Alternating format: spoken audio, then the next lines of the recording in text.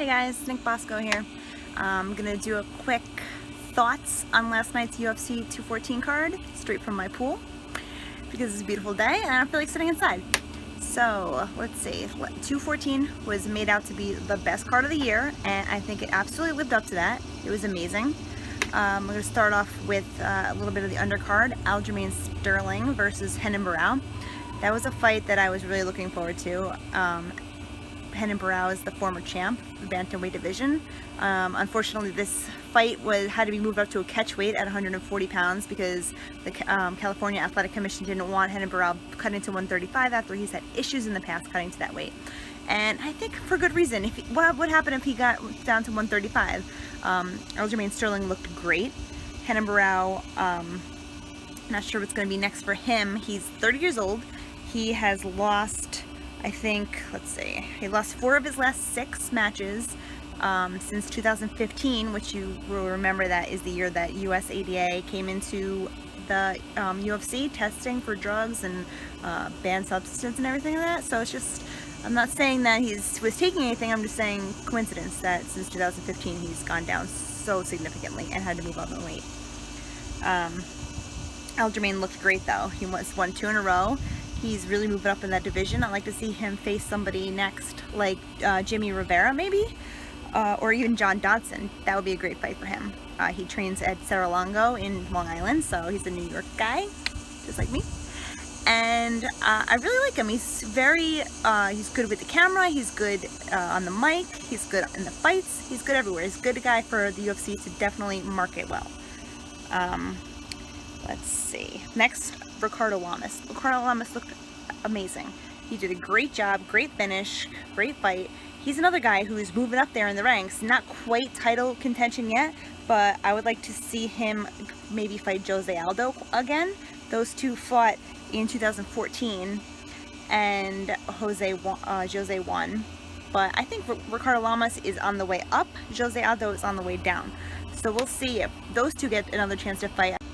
I think the winner of that fight will be able to fight the winner of Max Holloway versus Frankie Edgar. That would definitely be the next one up because there's nobody really who's even around close. I mean, they're saying Cub Swanson. Cub Swanson, I think, also could use another fight before he gets a chance. Moving on to the main card, we had Jimmy Manuwa versus, I always mess up this guy's last name. Is it Ozdemir? No. Ozdemir? Whatever. Anyway, he looked great, however you pronounce his name. Yeah, he looked great. It knocked out Jimmy Manuwa, who could have gotten a title shot if one of the 2 main event guys had fallen out. He was ready to jump in for a title shot. Got knocked out in 20 seconds. Amazing. That speaks very loud volume for Ozdemir. He was calling out the winner of the main event for a title shot next. I think is a little premature. I think that since, obviously John Jones won, he called out Brock Lesnar. I don't think that's going to happen. If it does, that's insane. But that would be another guy who's the champion in one division jumping up to another division. He's light heavyweight champion. He would be fighting Brock Lesnar at heavyweight. Doesn't make any sense. I think John Jones should fight Alexander Gustafsson next. And Ozdemir should be fighting somebody. He could be fighting Daniel Cormier if Daniel Cormier is not ready to retire. He's coming off 3 big wins since coming to the UFC. He defeated Ovin St. Preux, he defeated Misha Serkinov, and now Jimmy Manuwa last night, who was in line for a title shot. This guy is on his way up for sure. Looking ahead now to Lawler versus Donald Cerrone. We all prayed for it, and it finally happened, and it was worth every minute to wait. It was an amazing fight. I had Robbie Lawler winning, not by unanimous decision. I thought it was going to be a split decision. I thought it was a very close fight. Those guys did not hold back. Both of them wanted that win, and it was an amazing fight. I wish it, like everyone said on Twitter, I wish it had gone 2 more rounds for sure.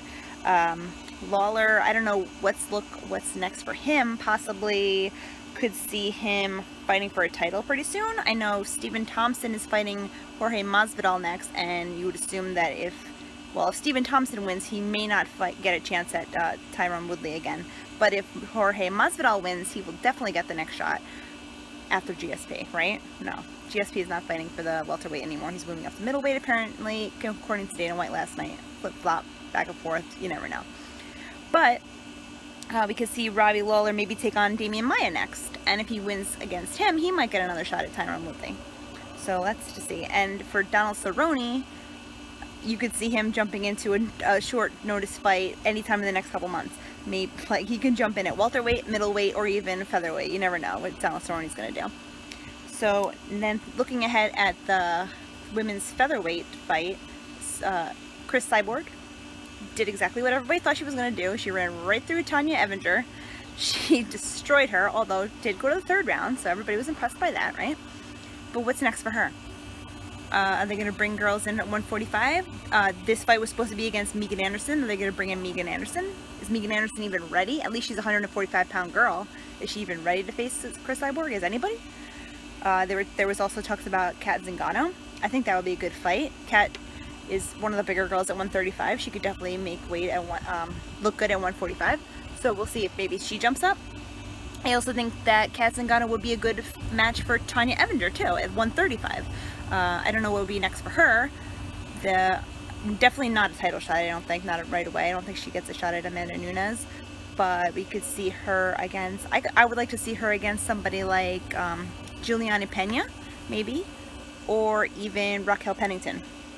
Because Raquel Pennington is on a winning streak. She's like has one of the longest winning streaks in the 135-pound division at this point. So if she had one more win, maybe over Evinger or against somebody in the top division, then she could definitely be in title contention herself.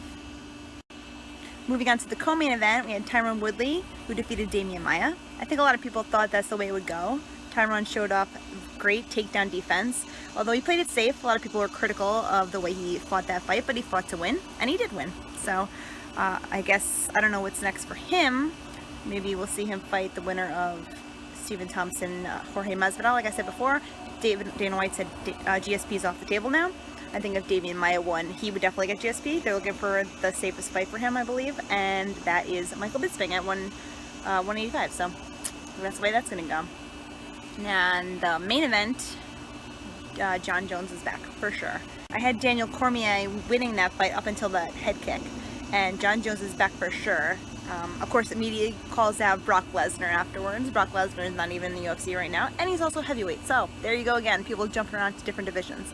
I think he's going to fight and is Alexander Gustafsson next, and I believe John Jones will also win that fight again. So his reign is back. So thanks for tuning in, you guys. Let me know what you think in the comments. Hit me up on Twitter at Nik Bosco, and just all around hit me up whenever you feel like talking.